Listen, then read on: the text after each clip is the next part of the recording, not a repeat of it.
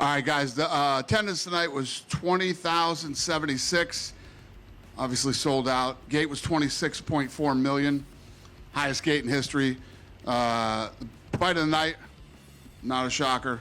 Royval, Kavanagh, and performance went to Bobby Green and Paddy Pimblett. Dana, can you, I think we're all trying to process everything. I guess, can we get your immediate thoughts? It felt like, honestly, one of the best fight cards of all time, and then we get to this weird main event ending. So I guess your immediate thoughts as you sit there right now. Yeah, listen, everybody who knows anything about the fight business, and it's been a big topic of discussion leading up to this fight.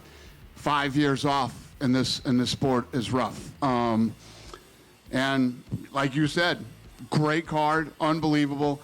I mean, the Paddy Pimblett thing right before, you just feel it all in the air. Here we go. I mean, I was expecting at least a one-round war, or, you know, who knew what Conor was capable of as far as cardio or whatever else after a 5-year layoff. And, well, there you go. I mean, we're assuming blown ACL. I'm no doctor, but that's what I figured when I saw it, and doctors think the same thing, too. I was going to ask you, have you had a chance to talk to Conor? It sounds like you've talked to the medical team. Have you talked to Conor? Do we know exactly the extent of what happened? I haven't. Is he coming out here? We'll see. I don't know. Yeah, I don't know. I think he left the arena, like. Then the answer is no. We'll find out when he gets an MRI. Max said right away, like, hey, man, well, now we got to set this thing up for a trilogy, right? I mean, is there any desire from that, from your point? I mean, you know promoting better than anyone. Like, does that even make sense to do a trilogy right now? Or the way that ended, do you have to go a different direction? I don't even know. I don't know. You know, you got to take some time. And I don't know if you know this or not, but I don't like talking about making fights the night of the fight. But definitely not in this scenario. You touched on the co-main event on a much different note. Like, Paddy's been building to this for a long time, but I don't know, the entrance felt special, the performance felt special. Can you talk about, kind of feel like he ascended even to a different level tonight? Yeah, I don't know the way you guys, but he gained so much respect in that last fight. Like, my social team is telling me, after that last loss, he gained like 2 million followers on social media, like from that night to the next morning. And the way he came in tonight, it felt like he was the world champion. And if you break this fight down, I felt like St. Denis' chance to win this fight was to keep it on his feet and strike, and then he shoots right in for a takedown. Very, very crazy, and what a nasty choke he put on him, and it was incredible. Incredible performance for as short as it was. Yeah. And obviously we're not going to matchmake, but do you think about his next step? Because he just lost to the champ, right? But he also feels like one of the biggest stars on the roster right now. So is it a #1 contender fight? Do you look outside the division? Like, what kind of ideas do you have for what to do with it? I have none right now. I have none. Yeah, I don't know. Think about it over the weekend. And again, Tuesday we get in a room and we'll talk about it. We'll see what's next. Fair enough. Last question I have for you. Fans have been asking about this. We're about 6 months into this Paramount Plus partnership. We've completed. I think everybody's loving the partnership. The one thing I keep hearing about is fans can't watch full replays on Paramount Plus. I wonder if you've been made aware of this, and if this is a strategic choice on their part, or why they can't watch full events. Made aware of it. My kids were torturing me that they couldn't watch the White House fight over again. You know, not wrong, but the problem is the music. The music, and you got to take the walkouts out. So is there any? I mean, We're working on it. Yeah, we're working on it. You're not wrong, and I've been getting tortured over this in my own house. So yes. Who's next? Yeah. Dana, fancy flying high kick, not to say the least. Yesterday we saw Conor putting sneakers on. He looked like he had a hard time putting out his sneakers. Could he have been injured before the fight? Oh, I have no idea. I mean, that I don't know.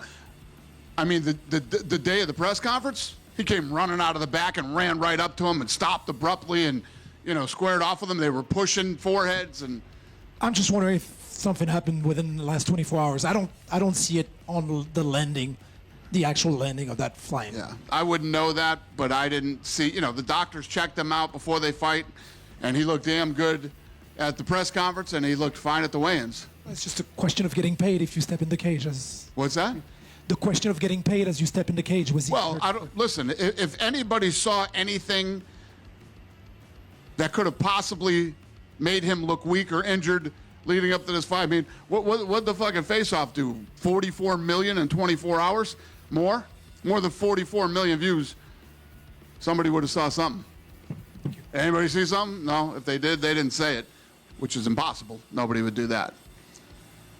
You probably saw what happened with Dustin Poirier, and you don't really have to react to that, but a lot of people have been asking. WWE has a wellness program where if there are ex-wrestlers, or current that are running into issues, even post-retirement, they can get the help that they need. Have you talked to Dustin? And we do the same. You guys do the same thing. Can you explain how that works? We don't talk about that stuff. Okay, fair enough. But yeah, we do the same. Any guys that have problems, believe me, a lot do, and we take care of them. Yeah. Just right here. Can we get any information about Sean Strickland's next opponent, if it will be Khamzat Chimaev or Nassourdine Imavov? I'm so glad the plane flew over during that, because I don't want to answer this question. Next opponent for Nassourdine Imavov, is it going to be Sean Strickland or Khamzat Chimaev? Would you like to reply to my friend back there for me? I understand, Scott. Go ahead and let him know.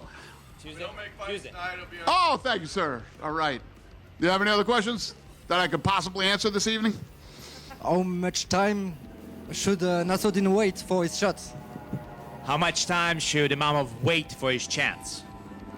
Sir, I have no idea. That's the last fucking thing on earth that I am thinking about right now, though. But thank you. I apologize. I can't answer your question. I understand. Hi, Dana, over here to your left. Conor spoke during the week about wanting to bring the UFC back to Ireland. I was speaking to Ian Garry just a couple of weeks ago at the press conference he did with Matchroom in Dublin, and he said the same thing. Both guys showing an appetite to bring a show back to Ireland. We haven't had one there in a decade now. Obviously, Conor's not going to be fighting there anytime soon, judging by what happened tonight. But is there any potential in the near future for the UFC to return to Dublin?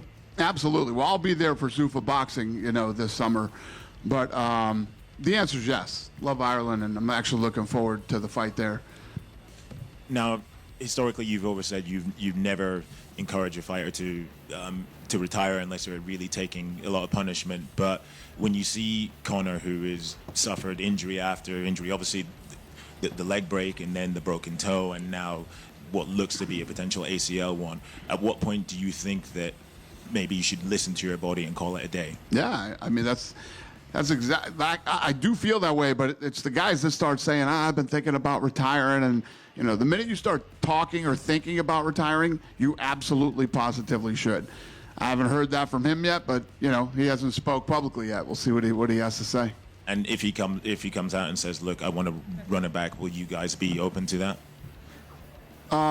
Yeah, I don't know. We'll see how this whole thing plays out. There's a lot of unanswered questions right now that will play out over the next several days, and that's why I don't come into these things and start, talking about the future or anything. I don't know. I don't know what's going to happen tonight, tomorrow, and Monday, and then we'll get back in the office on Tuesday, and it's not even worth talking about right now.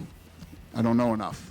People think about Conor McGregor's legacy. A lot of it's going to be around wins and losses. But with 3 of the top 4 grossing gates belonging to him, how much do you attribute the growth of UFC and maybe the growth of MMA globally to Conor McGregor? Well, I give credit for the growth of the sport and the UFC to all the guys that have come up during every era of, we had the Chuck Liddell era. We had the Matt Hughes. We had Anderson Silva, Ronda Rousey, Conor McGregor, George St. Pierre. The list goes on and on. Every I'm always trying to figure out how to beat last year, and we always do. And everybody has played a huge role in that. But Conor is obviously the biggest superstar, not just in this sport, but in any sport. New York Post. I don't know if you heard, but Herb Dean, every time that he got announced, he heard it a little bit from the fans, getting booed a little bit. Do you have any thoughts on that and kind of exactly what he could do to maybe win back the fans? I mean, that's a commission issue. It's not mine, and we have nothing to do with that. Herb's a nice guy, and I think in any sport, like I always say, a lot of mistakes are made. I don't know anything about soccer, but I heard that there were like 30-something mistakes that helped the team win it. You know, this shit always happens in every sport. So, I don't know. Yeah, Herb's got to get it right, and I'm sure people will turn around and cheer him again. I don't know. Yeah, absolutely. Last one for me. At the ceremonial weigh-ins, I saw you talking to Jon Jones a little bit, maybe joking around or whatever. Just want to know if you guys have talked at all, or maybe what was said. Who is it? Jon Jones. What about it? At the ceremonial weigh-ins, it looked like you guys were, chopping it up. He said a little bit. he said, "Hey, your best friend's here." That's what he said to me. And I said, "Good to see you. Have a good night." what do you mean by best friend? He's joking that he thinks I hate him. Okay, understood. Yeah, I don't hate him. You done with me? Dana back here. Okay. Sorry about Yep. that. Quick question. Cody Garbrandt, he had his gloves off in the cage, but he didn't put them down. Do you have any update, and what do you think he should do with his career? Yeah, I know that he had talked to Sean Shelby after the fight backstage, and I'm obviously not going to talk publicly about what that's up to him. It's his career. He's a grown man. He can respond to that on his own. But yeah, I'm not going to get into that. Gotcha. Thank you, Dana. Thank you, sir. Dana, Any other questions I can't answer? right over here. Yeah. I just wanted your thoughts on Robert Whittaker moving up to light heavyweight on his performance, and also there have been a few fighters that have decided to move up in weight. And do you like that for them? Yeah, I think that especially a guy like Whittaker, who's been around, came off the Ultimate Fighter, and has done incredible things, and won titles, defended titles, done it all. And if he feels like he wants to move up, he knows his body better than I do, and he looked damn good tonight against a very tough, durable guy. Thank you. And I think, I think when the fight ended, we thought he broke his jaw. His jaw is not broken. He was transported, and his jaw is not broken. I don't know if you guys thought that, but we did.